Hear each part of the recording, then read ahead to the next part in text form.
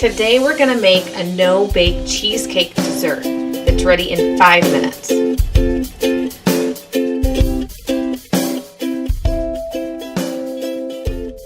So we're going to start with 16 ounces of cream cheese that's already been softened. So you can see when I push on it, this is important because that all of our ingredients are softened a little bit warmer than room temperature so that everything will mix together correctly.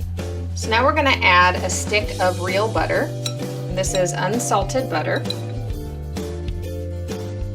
And you can see that it's softened as well. Next we're going to add a tablespoon of Lakanto maple syrup.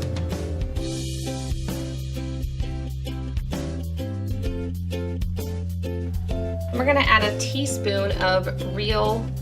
And finally we're going to add about 25 drops of liquid stevia.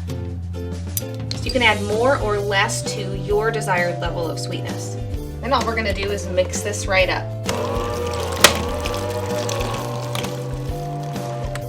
This is a good place to stop and check for the correct sweetness level. And I want mine to be just a little bit sweeter, so I added 20 more drops of stevia.